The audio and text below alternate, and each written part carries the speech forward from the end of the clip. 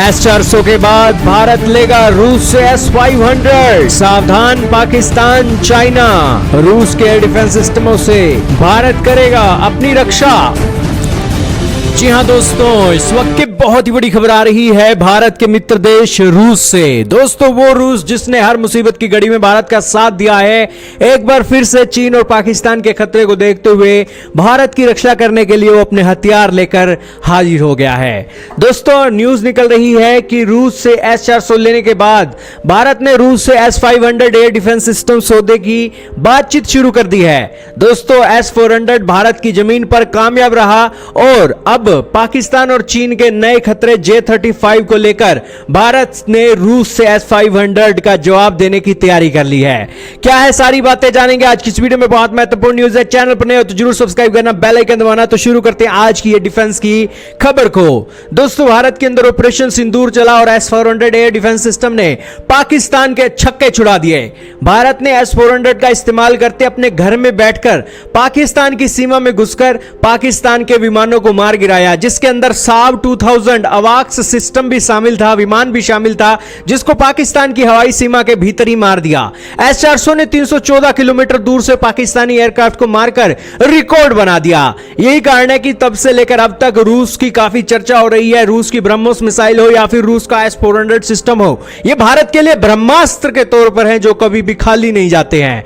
दोस्तों, भारत ने रूस से 3 S-400 की डिलीवरी ले ली है और एक की डिलीवरी होना बाकी है। रूस अगले साल तक बाकी दोनों S-400 को भारत को सौंपने वाला है। इसी बीच खबर निकलकर आ रही है, ANI की रिपोर्ट के मुताबिक भारत ने रूस से S-500 मिसाइल डिफेंस सिस्टम के सौदे को लेकर बातचीतों को गंभीर स्तर पर पहुंचा दिया है।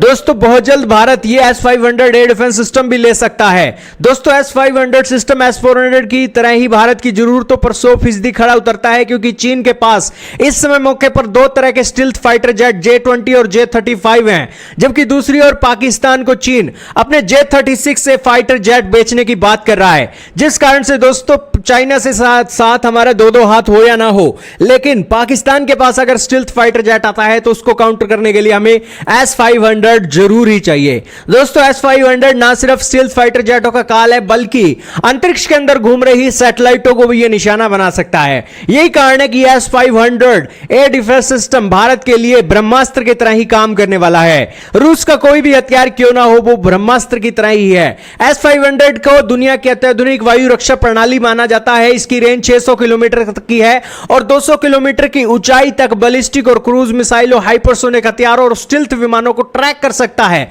यह प्रणाली 91N6A long range radar, x band fire control radar और मल्टी बैंड फेज एरे तकनीक से लैस है।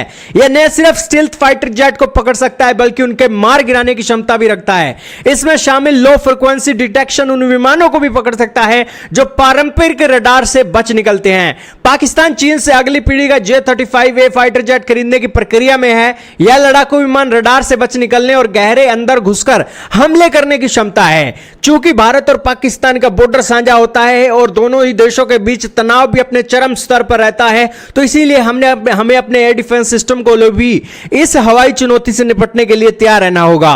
खैर दोस्तों, भारत का भी स्टील्थ फाइटर जेट नहीं बना है, लेकिन हमें S-500 के चलते पाकिस्तान और चीन की मॉडर्न होती टेक्नोलॉजी से टक्कर लेनी ही होगी। आपका क्या मानना है? क्या भारत को रूस से S-500 ब्रह्मास्त्र लेना चाहिए? कमेंट सेक्शन में बताइएगा।